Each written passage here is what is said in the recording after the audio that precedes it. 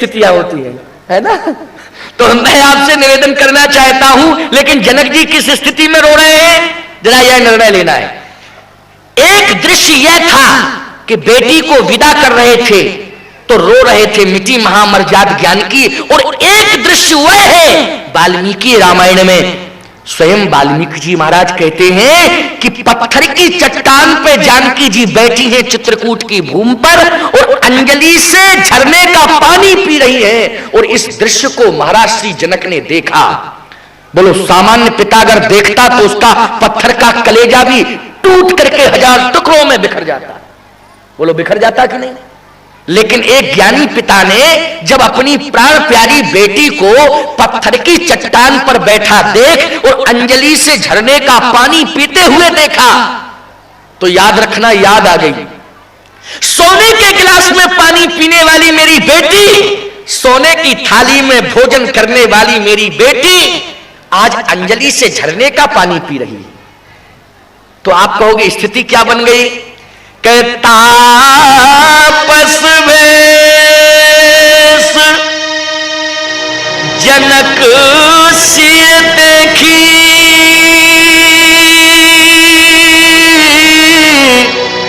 तो भयऊ प्रेम परितोष विसेखी। उस समय प्रसन्न हो गए। अगर सामान्य पिता देखता इस स्थिति को तो बोलो रोता कि नहीं रोता, और रोते रोते अपने समधी को 20 गालियां दे देता कि अगर तुम्हें यही सब करना था तो अपने बेटे को 14 साल के लिए नहीं 28 साल के लिए वन भेज देते। अगर मेरी बेटी को रखने की गुंजाइश महलों में नहीं थी तो एक सूचना पहुंचा देते, मैं अपनी बेटी को सम्मान पूर्वक अपने घर में रखता और रूखी सूखी जो मुझसे बनती वो रोटियां खिलाता, लेकिन सम्मान पूर्वक अपने घर में अपनी बेटी को रखता। बोलो कहता कि नहीं कहता। सामान्य पिता होता। और यदि आपको वन ही भेजना था मेरी बेटी को तो आपके पास कोई कमी नहीं थी। अवध राज सुरराज सिहाई दशरथ धन लख धनत लजाही, अगर चित्रकूट में ही आपके बेटे को रहना था, मेरी बेटी को रहना था तो 20 लाख रुपए का फ्लैट बनवा देते चित्रकूट। जब राजमहलों में रह सकते हो अयोध्या में, तो क्या चित्रकूट में नहीं बन सकता है? बन सकता। लेकिन आपने मेरी बेटी के साथ न्याय नहीं किया, ऐसा सामान्य पिता कहता। लेकिन महाराज श्री जनक ने एक शब्द में भी टिप्पणी नहीं की दशरथ जी महाराज। क्या कहा। तापस बेश जनक सिय देखी,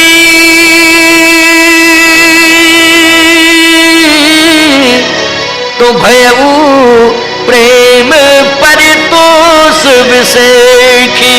और क्या कहा कि पुत्री पवित्र किय कुल दो,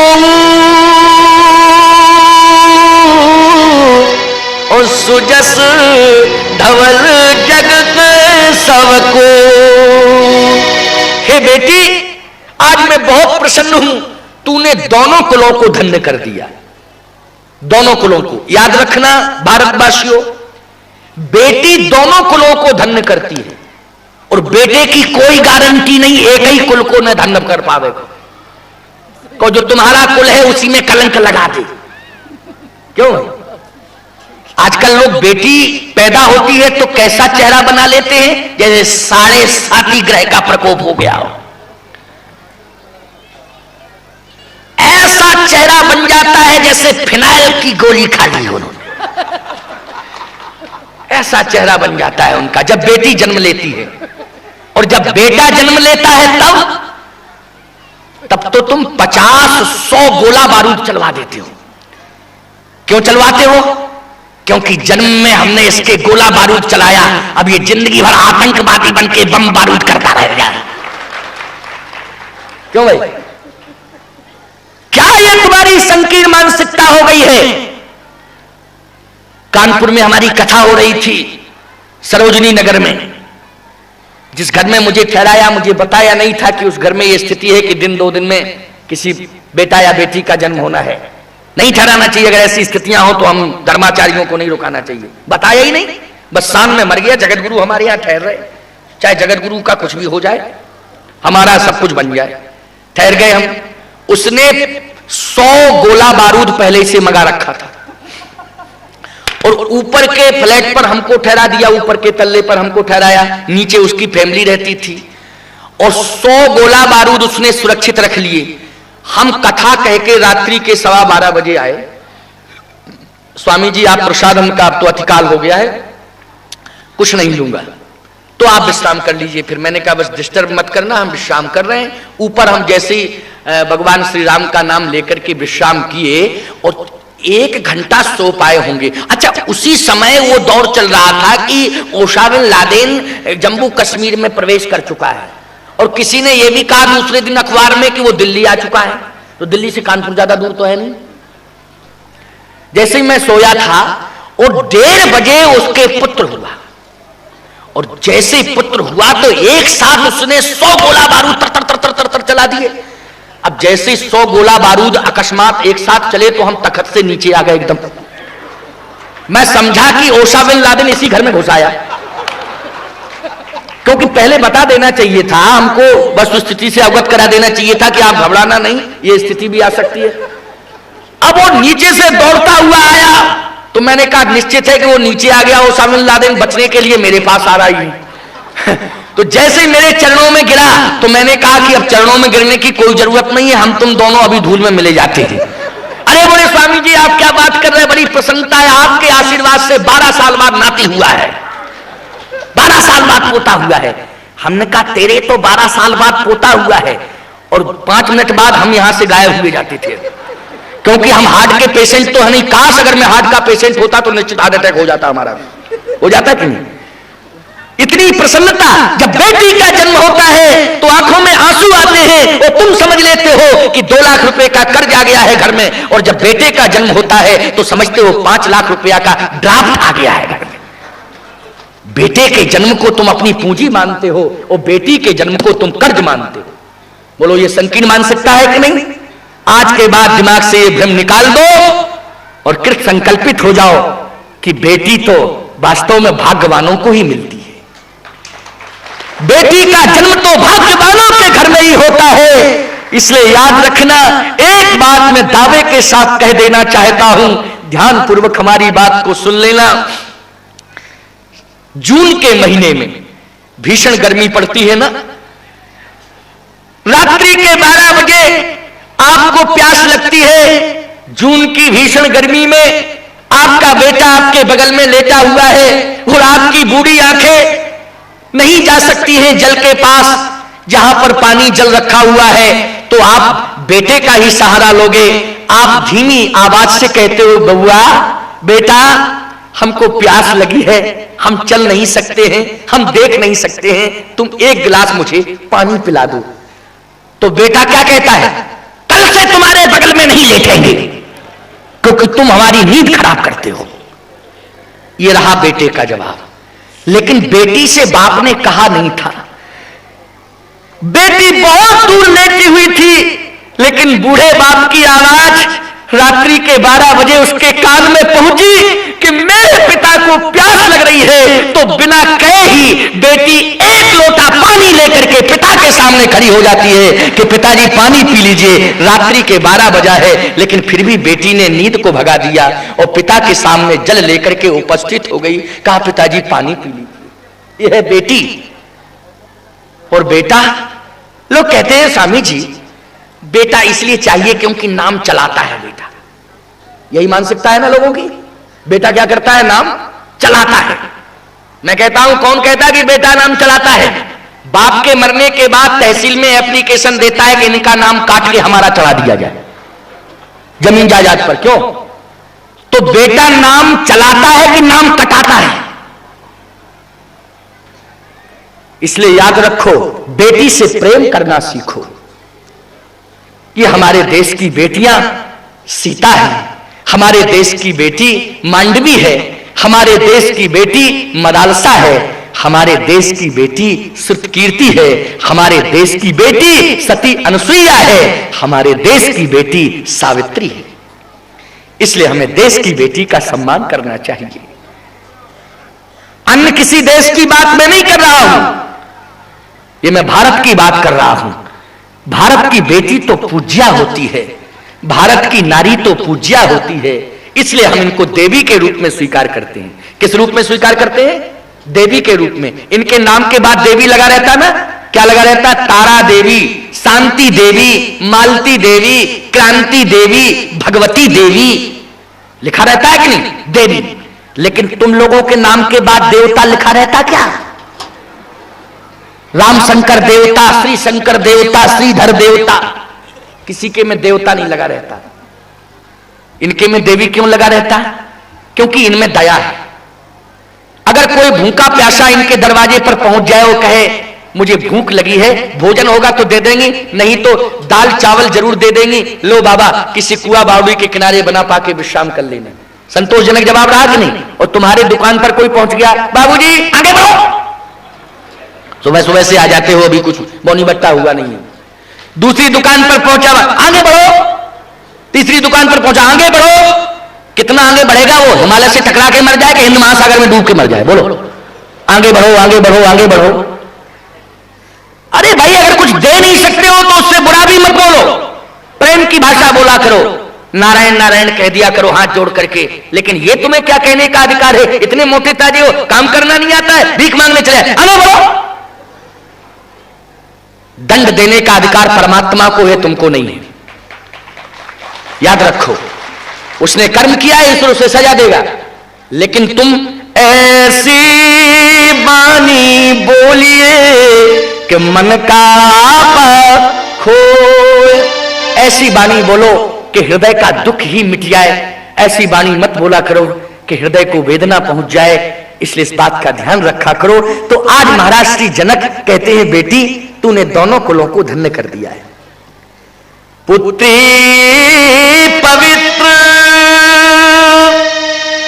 कि यह कुल दो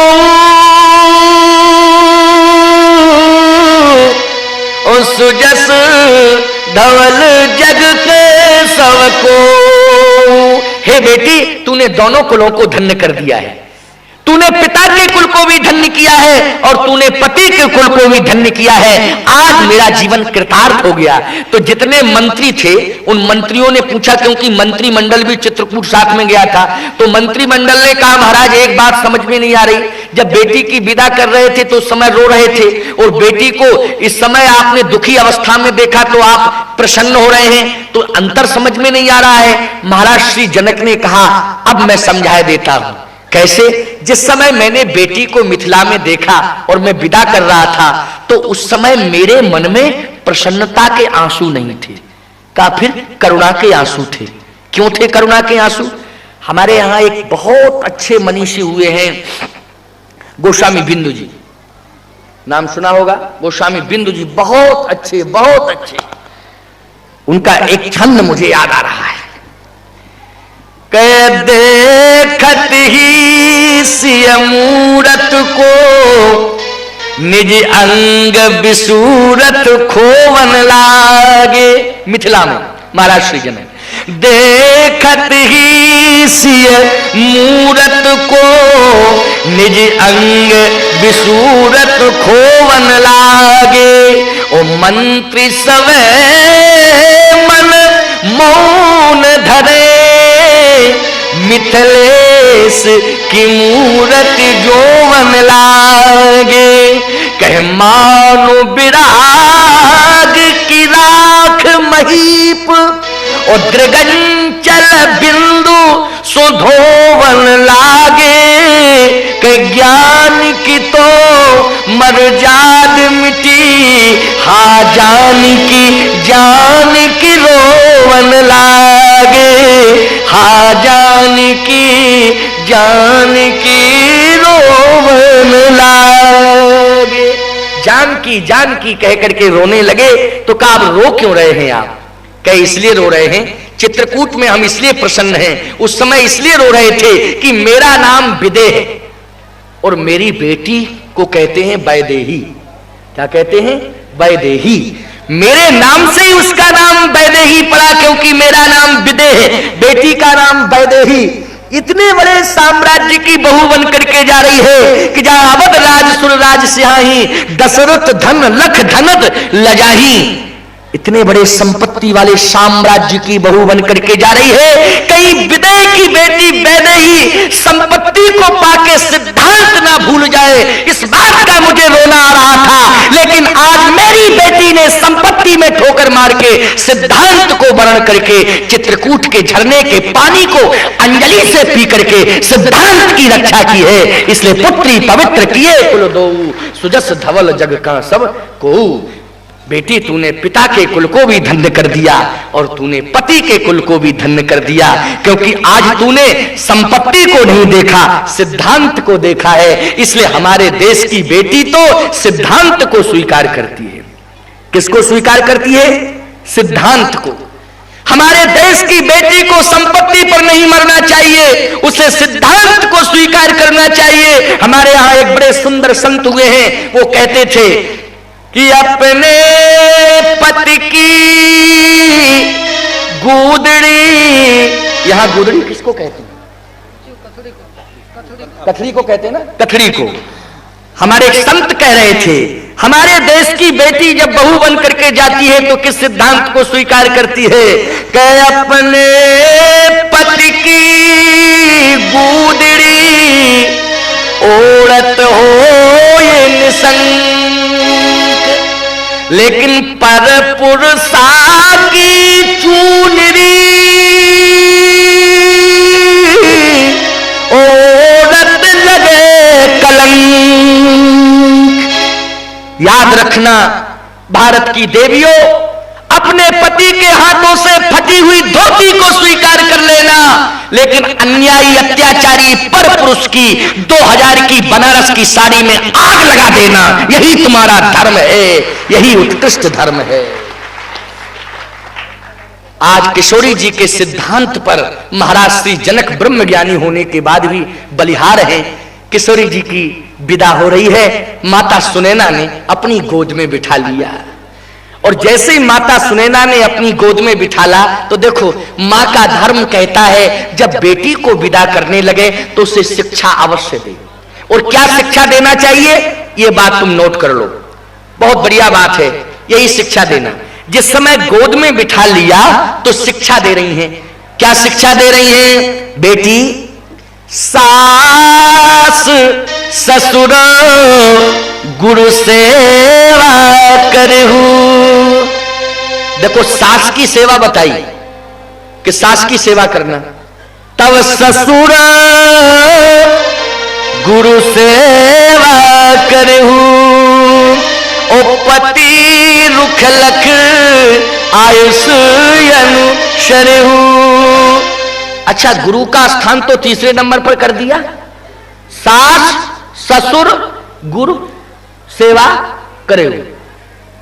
याद रखना बेटियों, यह बात इसलिए कही गई, गोस्वामी जी महाराज का यही संकेत है कि यदि तुम केवल गुरु की सेवा करके गुरु को प्रसन्न करना चाहती हो और सास ससुर तुमसे प्रसन्न नहीं है, तो याद रखना गुरु की कितनी ही सेवा तुम क्यों ना करो, लेकिन कभी गुरु प्रसन्न होने वाला नहीं है, अगर वो असली गुरु है तो। और नहीं तो केवल गुरु ही गुरु है तो बात अलग है। याद रखना, गुरु प्रसन्न कब होगा? जब सास ससुर की सेवा बहू के द्वारा होगी। जिस घर में बहू सास ससुर को सेवा करके प्रसन्न कर लेती है, उसे बिना सेवा किए ही गुरु का आशीर्वाद मिल जाता है। ऐसी ही बेटियों को, ऐसी ही बहुओं को गुरु का आशीर्वाद मिलता है जो सास ससुर को प्रसन्न करती है। इसलिए सास की सेवा सुनैना